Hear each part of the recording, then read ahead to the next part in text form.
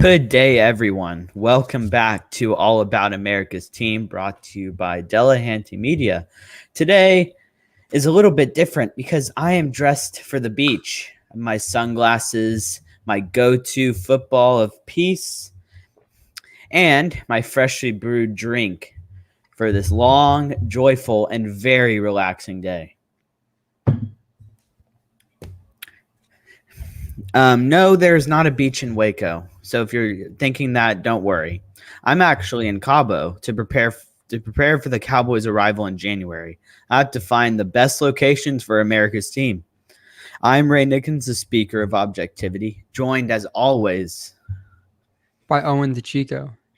And today we are going to break down the upcoming matchup with the Los Angeles Chargers. We'll once again be discussing the key matchups, the stars who must show up. I will give my game plan for the Cowboys if they want to win the game. And finally, we will give our score predictions. Now you may be wondering, Ray, why the heck are you dressed like it's mid-December and the Cowboys have blown it once again? That is a fabulous question, and Owen is here to provide you with breaking news from the injury tent that will tell you just that. Owen, let's get into it. Yesterday, DeMarcus Lawrence broke his foot on a, quote, routine pass rush. So he will be out for 6 to 8 weeks. And for all you people that are DeMarcus Lawrence fanboys, you know that in 2014, he also broke his foot. I don't know if the same foot, but he had a similar injury a few years ago. And even though he doesn't have the outstanding sack numbers that everyone wants to see a DN have, he hasn't had a good sack year since 2018 because he had 14 and a half in 2017, I think 10 and a half in 2018, and everyone thought he was going to be the next, like the end of the future, but then he obviously was not. He, besides the sacks, he has a good amount of pressures. As everyone saw last week, he took the ball out of the running back's hands, so he does a lot more than sacks. And I think I can get into reasons why I think DeMarcus Lawrence is a big part of this team later in the offseason or whatever, but the loss is still big. Trayvon Diggs broke his foot last year. I don't know, and a video hasn't been sent out. I assume no one was taking video of the Lawrence injuries. No one really knows, but Diggs broke his foot and he came back in 3 to 4 weeks. But as Ray and I talked about yesterday, everyone heals differently and no one really knows what's going to happen. How if he will come back. They say he will, but no one really knows when he will or how healthy he will. Also, Randy Gregory was bit by the COVID-19 bug. He is the first Dallas Cowboy player to not have any symptoms, though, and he is fully vaccinated. So he will most likely not be for the team this upcoming game, but week 3, I think against Carolina, maybe not. He will be ready for that game. And the Chargers have their fair amount of injuries, too. Derwin James has a toe injury. Chris Harris has a shoulder injury. And it'll obviously neither team is going to be 100%, but the Cowboys have not had the greatest luck with injuries and COVID stuff in the past few weeks. But as of right now, that's the injury, and it's kind of crazy because Ray and I were talking yesterday, and then as soon as him and I got off the phone, it was breaking news that DeMarcus broke his foot, and I was like, we had to get off now. But hopefully he will come back and be better than ever. But Ray, why don't you take it from here? You know, this is just detrimental news for the Cowboys in the sense that we didn't really have much of a pass rush anyway, but now with both of our defensive ends gone, we will have 0 of a pass rush. So that's going to make it very difficult to pressure Justin Herbert. And Justin Herbert is not Tom Brady in the sense that he is a mobile quarterback. He can escape the pocket. At least with Tom Brady, he wasn't going anywhere, so you had a chance. And if we couldn't even sack Tom Brady or touch Tom Brady or make him uncomfortable, it's going to be very challenging to do that with no defensive end that has, I guess, star potential or is a star. Now, I would like to introduce everyone to a very new segment that I woke up yesterday. I'm like, this is going to be a great idea. Because sometimes we all need a break from the Dallas Cowboys. Even as diehard fans need a break from talking to the Dallas Cowboys. So today, our new segment that I will be introducing to you is called A Break from Reality. Why is it a break of reality? Because for a little bit, we get to forget that we are following all of the America's team and being a part of this roller coaster ride of misery. So, in this segment, we will each take 5 minutes to talk about 3 things in the NFL that impressed us. So that could be a player, that could be a team, that could be a specific play. But the catch is you're only allowed 5 minutes. So, Owen, I'll let you start. You can go ahead, and I will be right back when I will grab my very best prop in just a couple of seconds that I forgot to grab. So take it away. Okay. The timer has started. The first thing that I would want to talk about is how well the Chargers offensive line held up against arguably top 1, top 2 defensive line in the league. And their new tackle that they drafted, I desperately wanted them to draft him instead of Micah, and we could have definitely used that with Lyle going down. But Chase Young was kind of a non-factor because of how good their offensive line is. They only let up 5 QB hits, QB hits, which is pretty great going up against basically the best of the best coming out of Alabama and OSU. And I was I wanted to watch that game just to see how Chargers' new and improved offensive line would hold up. And they gave Herbert a lot of time, and the Cowboys' defensive line is nowhere as good as the Cowboys' offense. The Washington's defensive line is way better than the Cowboys. And if they can't do anything, then there's no way the Cowboys are going to be able to do anything. And I'm very worried about how much pressure the Dallas Cowboys are going to be able to put up, given that their top 2 defensive ends are out, and that it's going to be basically Terrell Basham and Dorrance Armstrong. But that's enough of the Cowboys right now. My second thing is Chandler Jones. He had 5 sacks going up against one of a top 10 left tackle, and Chandler always has these games where he puts up like a lot of sacks, and he will most likely lead the league in sacks this year. But to go up against the Titans and give up that and get that amount of sacks is kind of insane, in my opinion. The third, and then I'm going to do 4 because I'm going pretty fast. 3, the Packers had played the best game ever last week. They just had a great game. Aaron Rodgers putting up 3 points was a sight for sore eyes. He really, really, really played well, given off all that time. Yeah, obviously sarcastic. I just found it funny that he didn't go to training camp, was on Jeopardy, was on Pat McAfee's show, and he acted like he didn't care.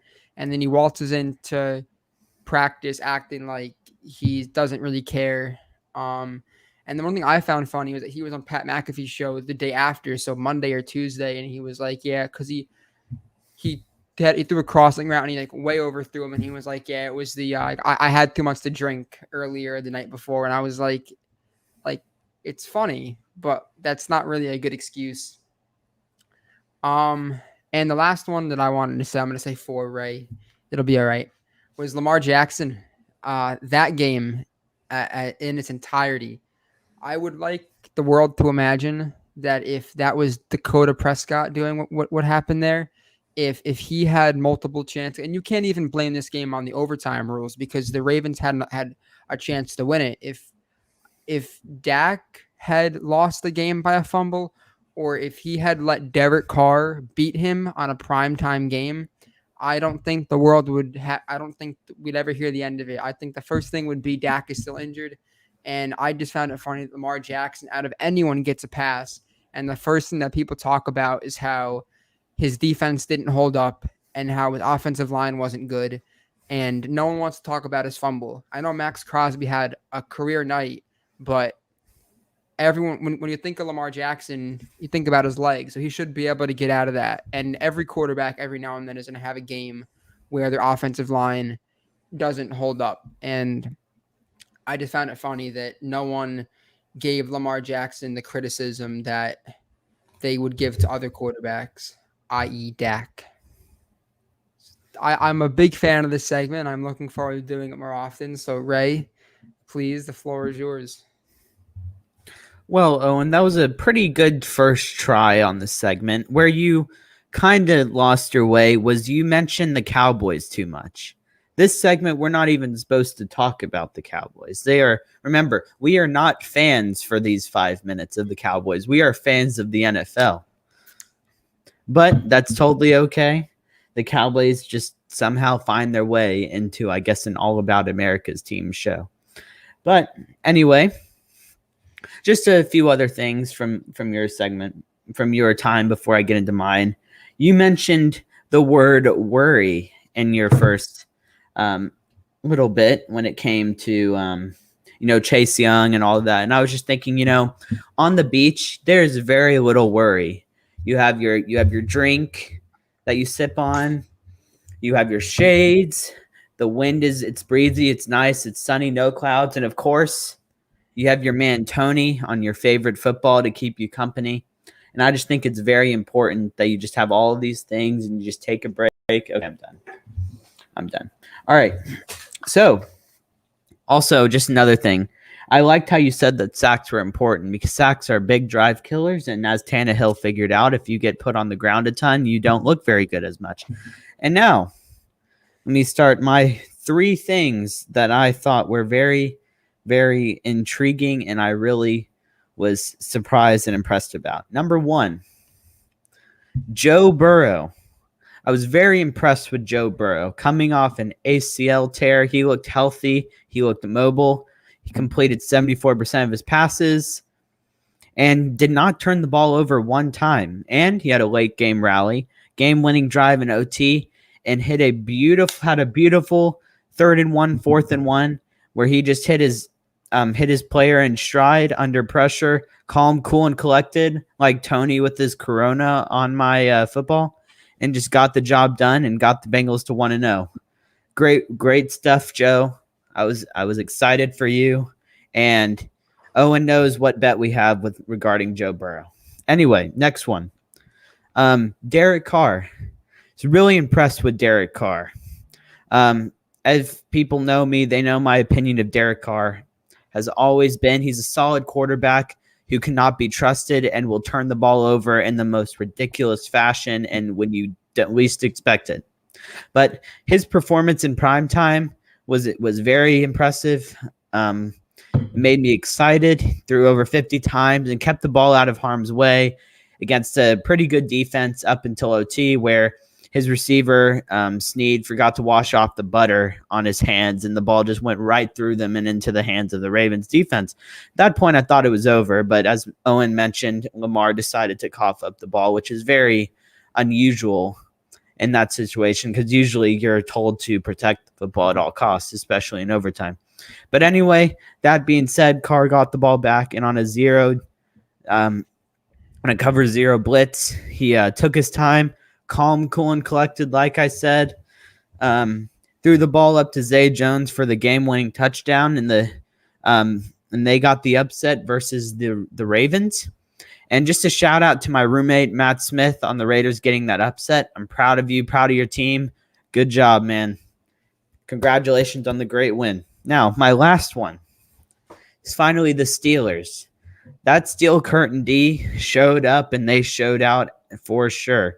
Josh Allen just getting paid, being a front runner for the MVP. The Steelers shut them down, shut down Stephon Diggs pretty much, shut down the running game, and made it really hard for Josh Allen to move the ball down the field and get touchdowns. And when Big Ben needed to, he made the throws late to chew out the clock. And the Steelers got that good win at the early portion of the season against a really good football team, something they didn't do much the year before. So those are the 3 things I took away from the NFL season. looking forward to mentioning some more later on in future episodes. Ray, can I say one thing before we get into Absolutely. Earlier today, Dak, the Cowboys quarterback, had a press conference, and people were asking him about his shoulder and the questions about him needing an MRI every 2 weeks. And he said that there will be no MRIs every 2 weeks, and that his shoulder is fully healthy. So, yeah. Congratulations, Dak. His baseball injury will no longer ail him. Congratulations. Hopefully you can join me and Tony on the beach. All right, Ray. So why don't you take it from here and get us rolling 15 minutes in? All right. So now we're going to do a very similar outline to last week. We're just going to go in detail of the key matchups that we think are going to impact this upcoming game, and then just dive into just anything else regarding this game. I'll give my game plan that I came up with a couple days ago with how the Cowboys can get this win, and then we can just do some predictions and get out of here and enjoy the rest of our day and just get ready for some football on Sunday. So there are a lot of key matchups in this game that have been altered because of injury, which makes them very, very interesting. Some of those that I was looking at is Rashawn Slater, the new rookie on the line of scrimmage for the Los Angeles Chargers on offense, and our defensive end. I have no clue which one that will be. Not really sure what their names are. You mentioned them before, but they're going to be going up against Slater. So normally, it'll be Armstrong. I would say Armstrong. Normally, I would say that Randy Gregory will probably have a pretty good shot of pressuring Justin Herbert. However, now I'm very curious to seeing if Armstrong can get anything,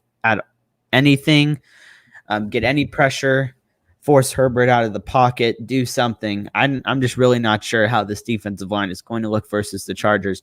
I'm very nervous because I know the Chargers have a solid running back in Austin Eckler who can run the football effectively.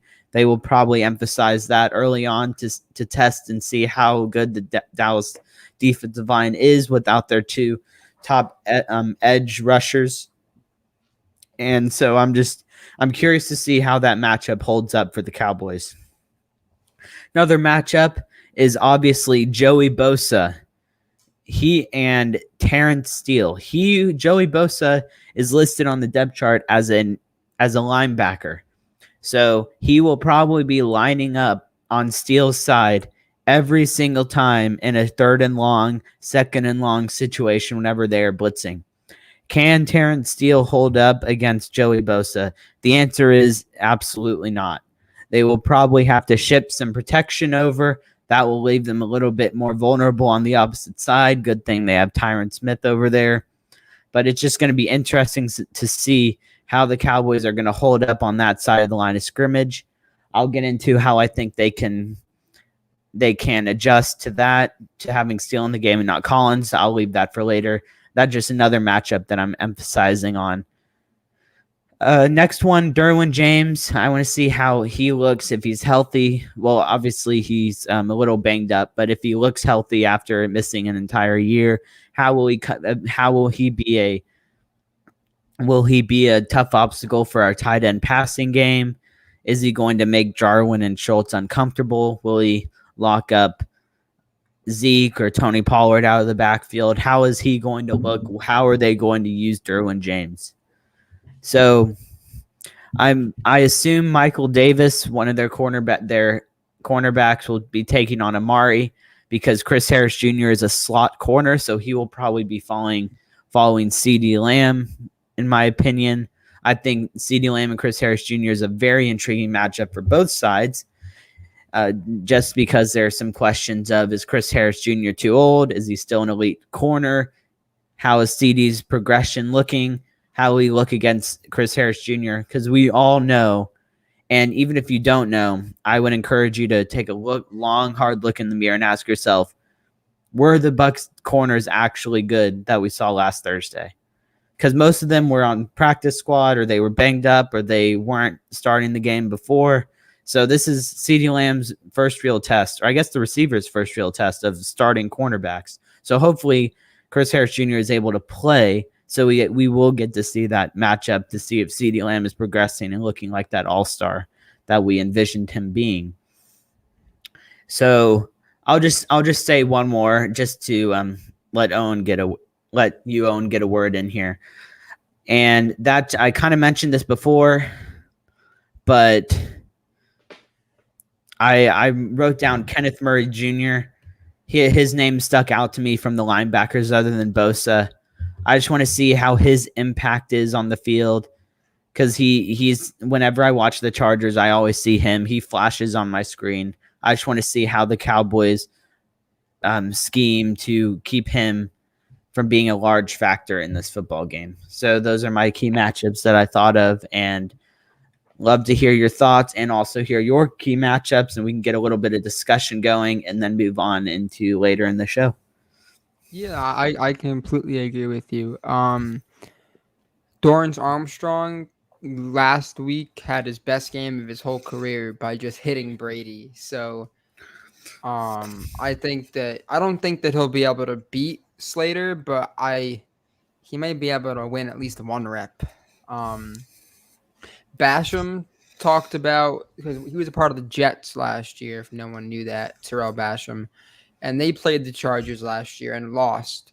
And someone asked, because Brian Beluga, has an injury, and they asked Basham, who will most likely be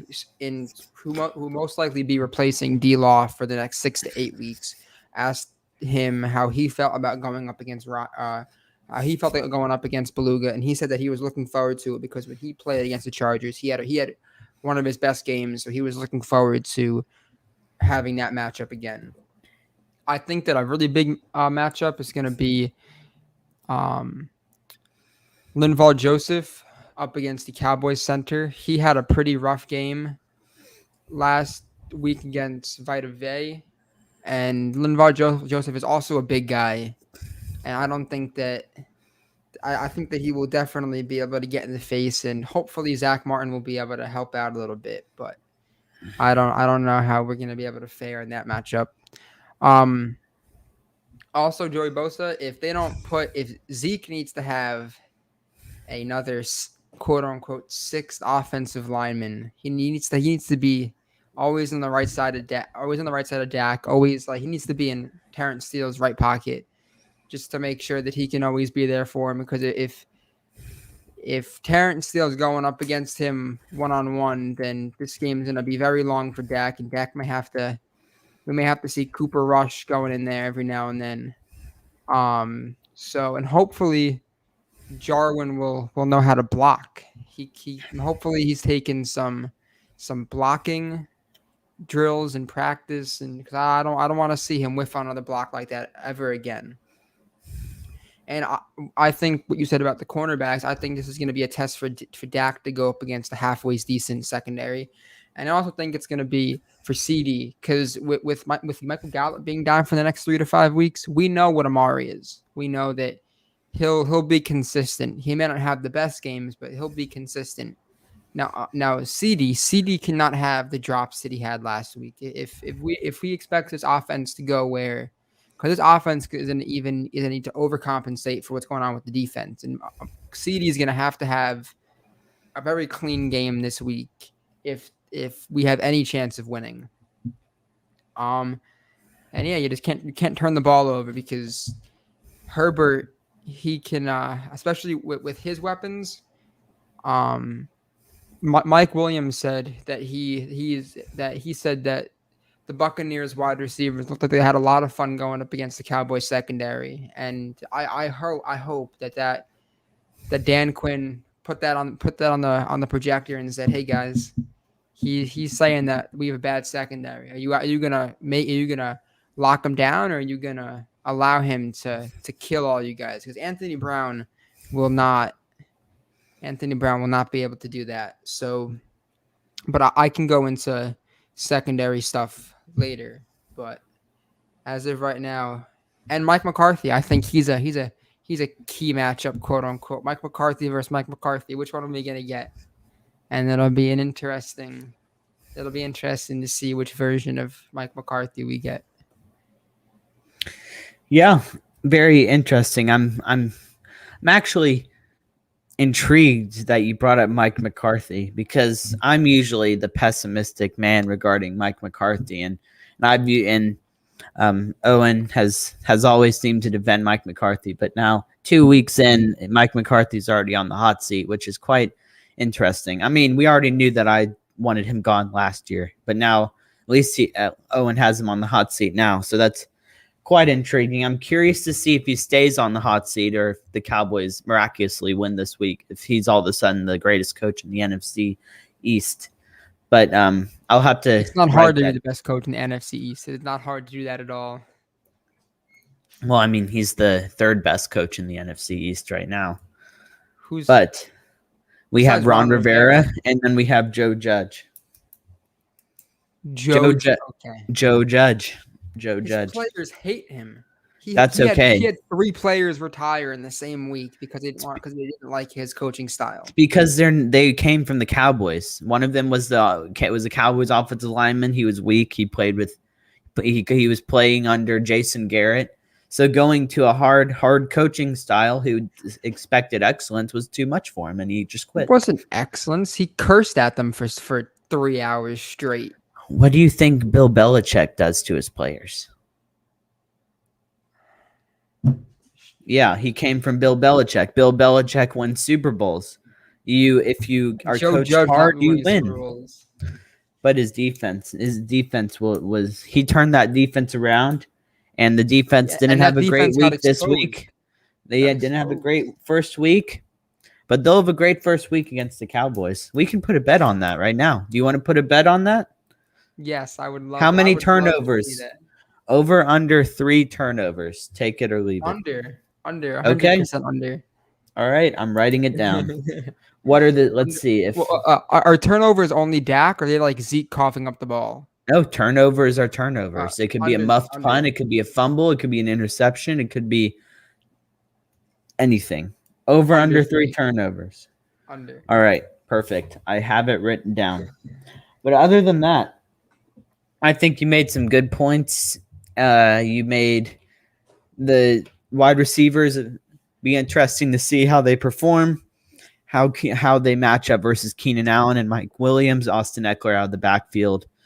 That will be interesting to see. We know Anthony Brown can't cover. We know Jordan Lewis has problems covering. We know Trayvon Diggs can cover pretty good, but he has tendencies to gamble, and he will get burned quite a few times if he's not careful. So we'll just have to see how that works out.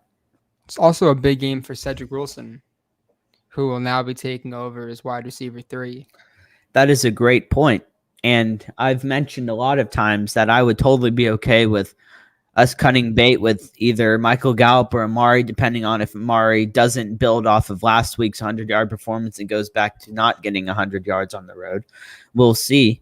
And Cedric Wilson could just move into that third wide receiver spot, take over for one of those 2 players, because we know CeeDee Lamb is eventually going to be this number 1 option. He's just too talented.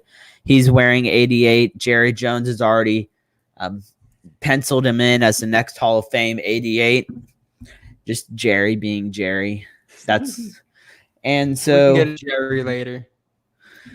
So that's just the way it is. Cedric Wilson, this is just another one of those games where he can build his resume to, if the Cowboys don't sign him, he can get some money elsewhere.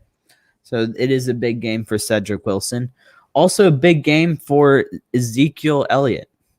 Zeke, and I will get into why later on, but this is just a really huge game for Zeke and just getting him going. Because last week he was up against the 8 ball. We decided that throwing the ball 58 times was a better idea, and I don't necessarily disagree, because why wouldn't you throw on those abysmal corners who looked like Jalen Smith reincarnated because they didn't have heads or brains. So I am okay with them throwing. But this game, I would like to see Zeke involved a lot, because and I'll explain why later on in the show. But if you don't have any more key matchups to discuss, then we can move on and I can kind of get into how I think we can win this football game. And then you can, give some comments, disagreements, agreements, or give a little emphasis on how you think they can win. If that's okay. Yes, I would love that. So okay. Go for it. Okay. So how the Dallas Cowboys can win this game and not go 0 and a lot of games on the road versus 7. Yeah, 0 and 7 on the road in the last few games, and then also just go 0-4 against solid teams that are projected postseason, which is a stat, by the way. They haven't won a road game against a playoff team in quite some time. Now, it's really early to consider the Chargers a playoff team, but since I have predicted that they will make the postseason, I'll just add that to that list of the Cowboys just going into a game where they haven't beaten a playoff team on the road since 2018, which is not a very good stat to have if you are America's team. That's kind of why I'm wearing this shirt and have this smoothie and the shades is one of those stats like that. But anyway, positivity. How can the Cowboys win this game? Number one, actually, where positive, shades come off. How the Cowboys can win this football game. Number one, like last week, we have to win the turnover battle, and we have to execute and capitalize on the turnovers that we get. So we're already behind the 8 ball, as we've talked about. We don't have DeMarcus Lawrence, don't have Randy Gregory, don't have Lyle Collins, don't have Michael Gallup, don't have anyone else you'd like to list on or put on that list.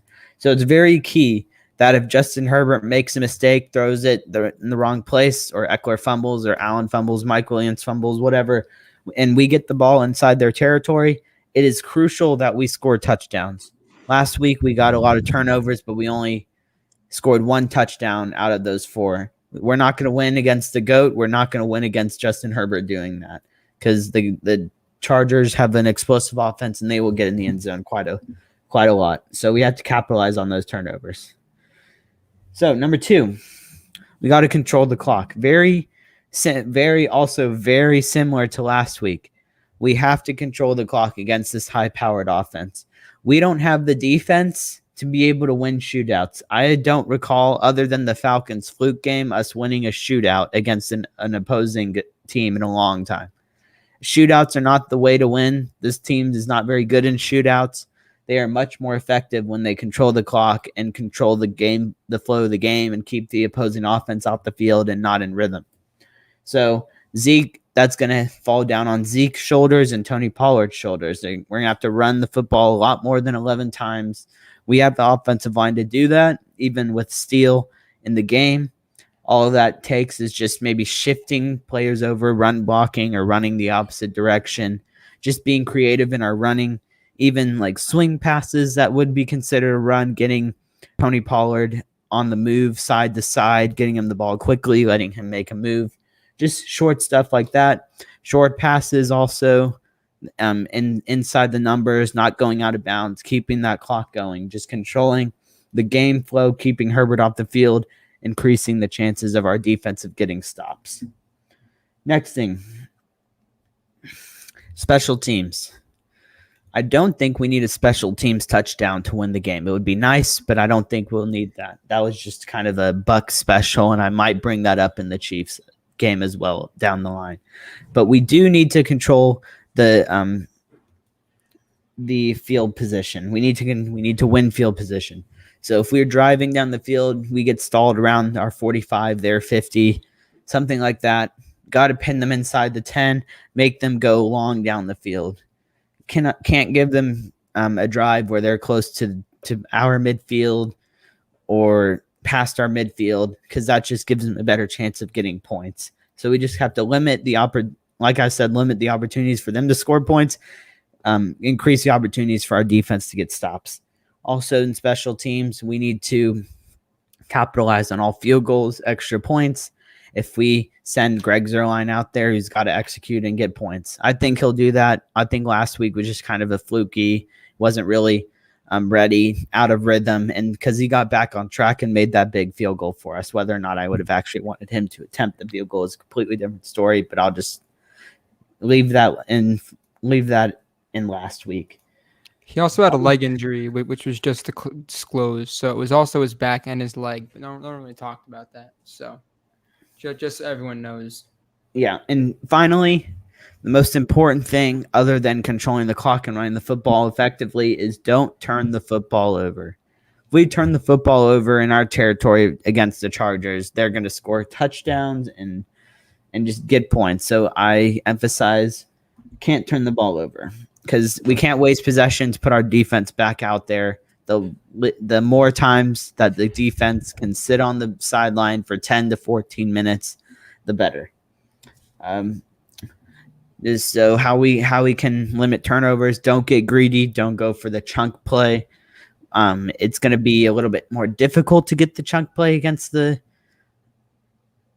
Chargers if Chris Harris Jr. and Derwin James play. However, it's probably going to be there a few times. So I'm just going to take Dak's word. If he feels he's 100%, we can take home run shots, but just don't get greedy and go for a chunk play when the short stuff is working. Dak did that a few times where he went for the chunk play, had one that was intercepted, one that was, dropped by the linebacker. I forget who it was. And then he threw a few back shoulder ones that were underthrown that should have been intercepted as well. So just kind of the short stuff when it's working, don't go away for it. Don't get greedy. Because if we're going down the field with short stuff, no reason to go for a chunk play. Because one, it takes time. It keeps precious time on the clock. And also it gives the Chargers right back out there. And then just also Zeke, just hold on to the football. Receivers hold on to the football. Dak, don't throw dumb interceptions. Just don't turn it over. And that's all I have. Those are my steps and keys for the Cowboys to win this football game. And hopefully they do them, because last week the Cowboys actually listened to me and pretty much did my game plan to the perfection. So hopefully they do that once again in this one. I think the one thing you missed was red zone efficiency. So I'm a little disappointed in you for not talking about red zone efficiency, but I guess that's just a given. Yes, but for the Cowboys it's not, because they have a phobia about getting in the end zone. So I agree with a lot of what you said. One, you cannot let Mike Williams and Keenan Allen have big games. You can let one of them have big games. I think Mike Williams, is bigger stature than Keenan. So Trayvon Diggs cover Mike, and then throw the whole tool shed at Keenan and see what happens. If you got to put Nahshon Wright on him, I would much rather see Nahshon Wright get burnt than having Anthony Brown get burnt. As hard as it can be, you're gonna have to try to get in Herbert's face. It's not gonna happen, but you gotta try. You cannot let Joey Bosa take over the game. I would be Monday or Tuesday when we record, or maybe Wednesday. I would be much happier if they just lose based off losing than watching Joey Bosa have like a 5 or 6 sack game and not allowing Dak and the company to have an actual shot. You have to establish the run, like Ray said, and run often. If Dak sees something that we don't see, then go for audible out of it. But Gibson, Washington's star running back, who is better than Zeke, in my opinion, ran for 9. He had 90 rushing yards, and Gibson all Cowboys fans should know him because he ran for quite the amount of yards against the Cowboys. You have to attack the corners outside of Harris. He is on the older side, but he's still a solid cornerback.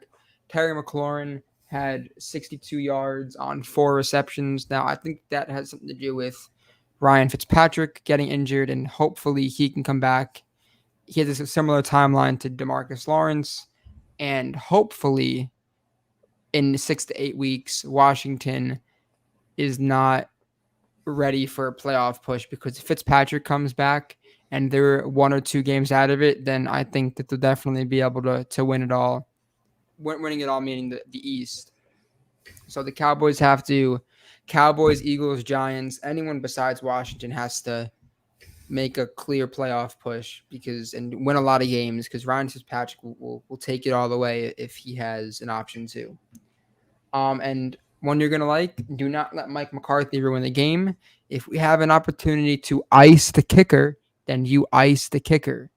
Do not be cute and kick a field goal with 6 seconds left at your own 50-yard line or own 40, 35-yard line. Don't do it.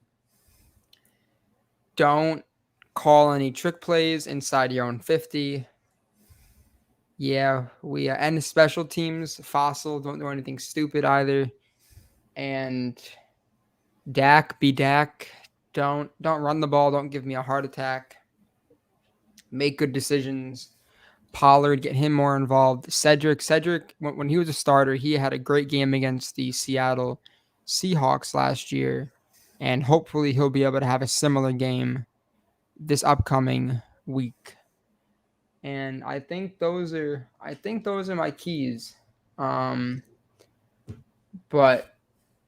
yeah, I think those are my keys. I think that's, if they can do that, and if they can win the turnover battle, and if they can win time of possession, then they should be able to, because the Chargers are nowhere as good as the Buccaneers are. So if the Cowboys can play the same exact way they played last year or played last week on Sunday, then they'll be able to win this game pretty easily. Yeah. I'm glad you did mention red zone, because I didn't do a great job of emphasizing what I meant by capitalize when it came to getting turnovers. Capitalize just kind of meant like scoring touchdowns, and scoring touchdowns equals getting into the red zone, and getting into the red zone equals scoring, and blah, blah, blah. But anyway, yeah, red zone is going to be very important for this team. Dallas Cowboys are very good at getting into the red zone, as you said, but then all of a sudden Kellen Moore calls some cheap screen pass to Zeke, and then Blake Jarwin misses the block, and then Zeke decides to spin against a off the practice squad coming from his couch safety, and completely gets absolutely embarrassed and tackled for a 1-yard loss.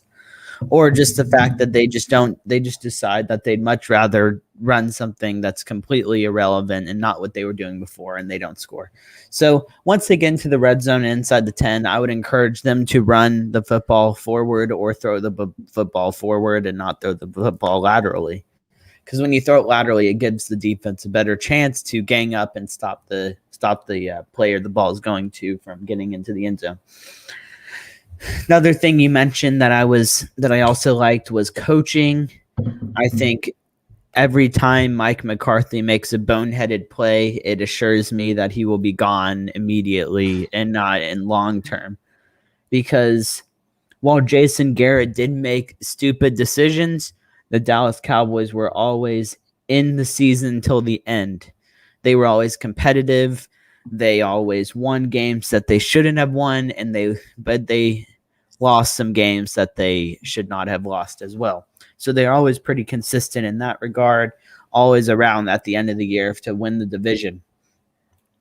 Mike McCarthy has done some things that I am still to this day confused on to why he decided to do those things. Now, I did not watch the Packers a ton when he was their coach. Who knows if he did those things with Aaron Rodgers or Brett Favre. They probably worked back then, because Aaron Rodgers and Brett Favre are just remarkable arm talents and very good top 25 to be very, very, very conservative quarterbacks all time. So I just think that Mike McCarthy is not cut out to be the coach for the Cowboys, just in the sense that we have expectations since we have not been anywhere in 25 years. So the more that Mike McCarthy can show myself and Owen and any other Cowboys fan that he can be consistent in his coaching style and not do ridiculous things, the better chance we have of winning. Because that's the one thing Jason Garrett was. He was consistent. He didn't really go off script with his play calling or style of coaching. It was very, very much the same. And that's kind of why they were always consistent in their style of play. So that's just one thing I wanted to point out. Other than that, you said some pretty solid things about just letting one player beat us, not letting everyone beat us. The one issue I Thank you. have with that, the one issue I have with that is the Chargers can beat us in so many ways, especially on running the football, because they could just run the foot, could just run and play action us to death, and I could totally see that happening. Them just saying Eckler you had don't. 57 yards against that defense, so we'll see what happened on like 15 carries, and he had a touchdown. Yeah, I mean, and that defense was completely fully at strength. They had Sweat, Chase Young, and the other guys that are really good. But and we don't have Gregory or DeMarcus Lawrence, who Owen tells me, according to Pro Football Focus, he's very good at stopping the run. So, but he's not there, so he can't stop the run. So they're probably just going to run us to death and then play action us to death, and then we'll see Trayvon Diggs go forward, he'll run forward, and then all of a sudden Mike Williams will go forward past him, and then there will be a deep touchdown. And then I will look for my sunglasses. I will put on my sunglasses. I will grab my smoothie that is now gone. I will grab my football. I will go out to the beach and start tossing the pigskin. Micah Parsons was a D end in practice today, so hopefully that means that Jabril Cox will be out there. But our hopefully new D end for the next 6 to 8 weeks will be Micah Parsons. So that is something to be happy about. Look, if if Micah Parsons can prove that he is good at the defensive end position, then sure, play him. But if they're just throwing him out there just because he's just a really good, talented player and doesn't really have any experience, I would say to keep him where he is. But like if he's just showing that he's D end at Penn State, and he also beat Tristan Wirfs a few times. So yeah, like I said, if he's good at the position, play him. If you're just doing it to try and get lucky, then I would probably say not to do it. But I'm glad that they're trying things and actually practicing things before just throwing him in there mid-game, like, hey, play defensive end. So that's nice to see. But let's get into our score predictions before we wrap this show up. I'll let you go first and just give the audience how you think this game is going to play out and who's going to win and what score you have. I have 27-24 Dallas. So, I mean, who knows if that'll actually happen? But I think that the Cowboys are going to be, or that they're going to be, or the Chargers are going to be favored to win by at least 5 points. But like you said, if the Chargers put on a running clinic, then we're going to lose by a lot. Because I know Ray remembers the last time that we played the Chargers was on Thanksgiving 2017, 2018, and that game gave me a lot of pain. Phillip Rivers threw for like over 400 yards, and it was a rough game. That was when Rod Smith was our running back, so that must have been 2017 when Zeke was suspended for dumb reasons. That was when we had Terence Williams, so a good little thing I think right there. Terence Williams, the man who became irrelevant once the quarterback who could throw him the football left. Tragic day for Terence Williams. He was irrelevant because he got in trouble with the law. That's why he's irrelevant. That's why they cut him. He got like a driving while intoxicated charge, and that's why they didn't want him. But that's another conversation for a different day. I mean, if the Cowboys will keep you if you're a decent player. So especially when it comes to the law, we have Greg Hardy, we have Terrence, we had Greg Hardy. There's T.O. had problems. Des Bryant had a bunch of problems. Zeke is still here. He had problems with the law. If Jerry likes to have the bad boys on his team for some odd reason. And the problem with Terence Williams was he just fell off a cliff from 2014 to 2016 to 2018. And so Jerry just tragic day for Terence Williams, I would say. But yeah, keep going. Yeah, so I if I think Trayvon Diggs will have a good game against Mike Williams because I think we can both agree that Mike Evans is a way better wide receiver than Mike Williams is, and Trayvon Diggs had a game against him. So I think that the Mike Williams matchup will be very in our favor, but I am very weary about the Keenan Allen matchup, to say the least. So if you can triple team him, go for it. Zeke needs to have a game. He needs to remind me of 2016, and he needs to show me that that this offseason, all the weight loss and his physique was all worth it, and that it's not just a show. And Terence Steele needs to show that, because I saw a lot of people say that they need to find a woman that loves them, just like the Cowboys love Terence Steele, because Terence Steele should have been cut a year and a half ago, and for some reason they love him. He's a second-year player. They said that I guess besides CeeDee Lamb that he had the best year 1 to year 2 jump, and Trayvon Diggs obviously.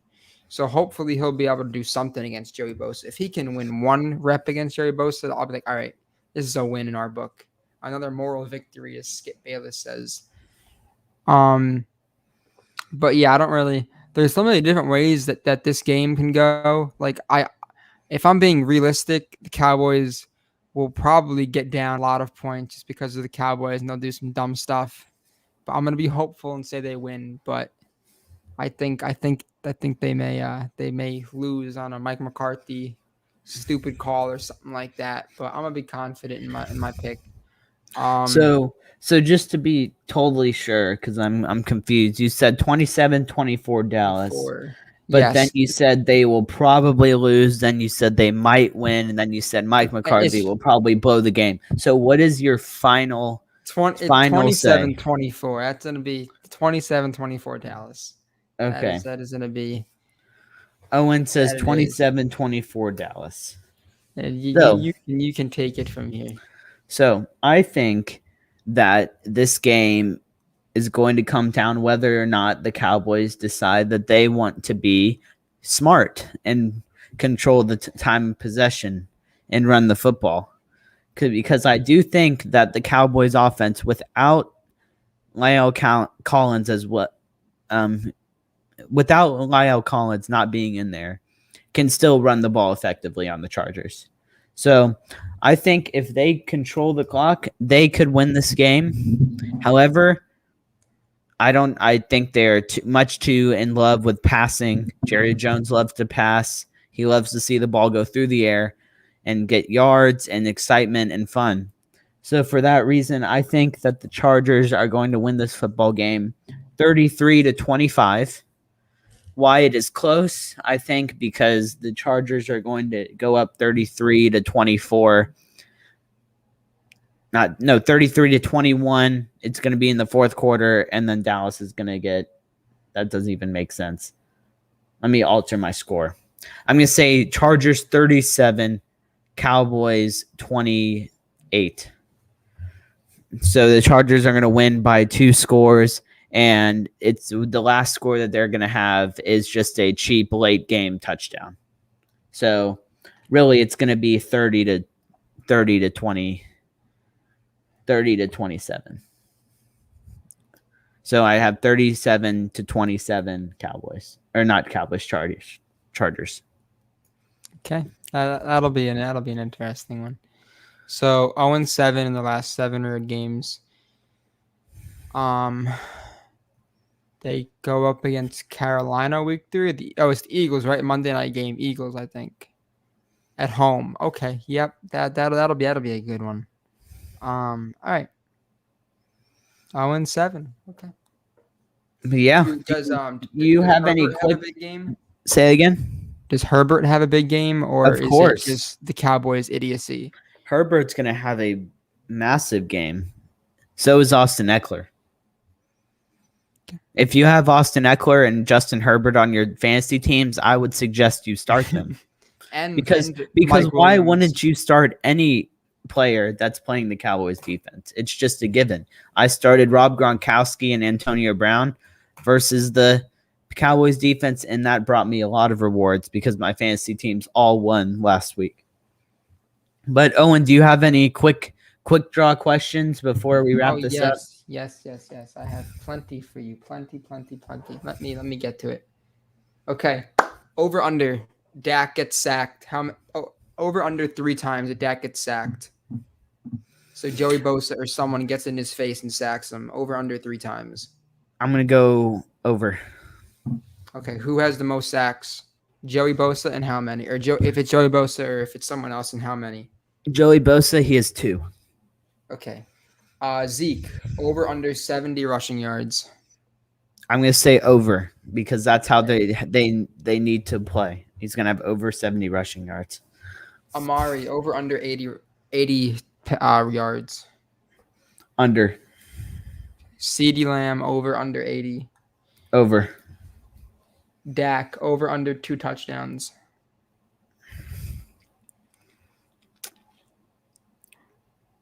I'm going to say right at 2 passing touchdowns. I'm going to say right at 2 passing touchdowns. And my favorite one, mistakes by Mike McCarthy, over under 3. I'm going to say he has 2, so under. Okay. Do the Cowboys sack Herbert? No. Okay. Do they intercept Herbert? No. Interesting. Okay. Do they recover a fumble? Yes. Who fumbles? Keenan Allen. Wow. I mean, if Chris Godwin can Samuel Jr. have an interception? Yes. Is it a bad throw by Dak or is it a CD drop? It is Asante Samuel plays the route perfectly and jumps the route, and it makes me very sad because we had a chance to pick him. By the way, is Kelvin Joseph playing today or on Sunday? He is on the PUP. He will be coming back week 4. Excellent. Is that against Carolina? Yeah, and then he'll come back week 4.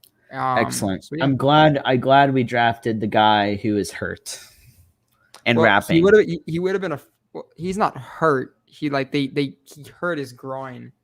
Like most athletes have a side career. Cole Beasley raps, but you don't hear anyone talking about that. But Cole Beasley is an efficient wide receiver who has had clutch plays in 2 different locations, and he has a superstar on Madden.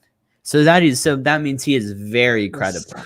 If you have a superstar on Madden, you are very credible. That is a complete joke, by the way. Don't take that seriously.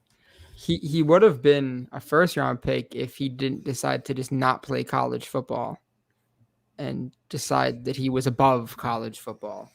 Yeah, well, that is a completely we can revisit that topic if he just becomes a bust and sucks, but hopefully that doesn't happen. But I believe that's all we have, unless you have Do you have any over-unders that you'd like to ask me, or is that you done? I have one over-under for you that I would like to ask you. Go for it. Over-under, the Cowboys give up 150 rushing yards. Under. Way under. Way under. They are going to stop the run without DeMarcus Lawrence, a top 5 pro football focused defensive end, and they are stopping the run at defensive end, and they are not going to give up over 70 rushing yards. Is that true? Can I write that down? They're going to give up 75, 80. Micah, right, Sunday will be a very big game for Micah. All right, I am writing down 75 rushing yards given up. 75 to 80. 80 to 80. Okay, 75 to 80 rushing yards given up. If they get way over that, I will be mentioning it. If they do not, I will be praising you and saying, how the heck did you envision them stopping the run? But before we go, I would also like to congratulate Eli Manning and Peyton Manning for a wonderful broadcast on Monday night. They really made Monday football a lot more enjoyable. I do not enjoy Monday Night Football because of the broadcasting, but they completely turned it around for me. They were very knowledgeable. They explained coverages. They explained how quarterbacks call plays, how they audible, how they check the line of scrimmage, how they look at stuff. And honestly, I will say I would much rather watch them than a Tony Romo broadcast game, just because of how they went about of orchestrating how they set up that whole display. They brought in Russell Wilson, talked to Ray Lewis, talked to Charles Barkley. I don't know why they brought him in, I guess to distract everyone from the boring game that it was when he came in.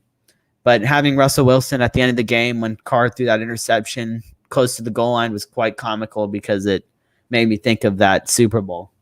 But anyway, just wanted to throw that in there and also congratulate Eli once again from saving us from Tom Brady winning the Super Bowl on a perfect season with the New England Patriots. Thank you so much, Eli. Follow him on Twitter. He's very funny. And check out him and Peyton on Monday Night Football because it is much better than the normal broadcast. But that is going to do it for today's episode. Thank you very much for taking time and joining us in All About America's Team, Cabo Edition. You can find us on America's Team, capital P, capital C, on Twitter. I will be very active during that game, tweeting my thoughts on play calls. If Dak does an interception, I'm sure and positive that I will be saying something about it. And you can find us on All About America's Team on Instagram as well. And also, I believe that Owen did make a TikTok. God help me. I did not yet. I did not. I was thinking about it, but classes have been very rough lately, so I have not been able to do so. Okay, so we may or may not be having a TikTok. So just if we do, Owen will let you know. I will probably not be running the TikTok. But yeah, and also YouTube, go to YouTube to find our live coverage. That's going to be All About America's Team. It'll pop up. If this most recent episode doesn't come up immediately, just go to videos and then click the tab and switch it to live streams. It'll have all the live streams, which is what this is. But just to remind everyone, this podcast also is mainly audio. So you can find that on Apple Podcast, Anchor, Spotify, and more. But that's all we have. Have a great rest of your day. Thank you very much for spending it with us. And we will be right back here on Monday or Tuesday to recap Sunday's game. And take care, everyone, and go Cowboys. Go Cowboys.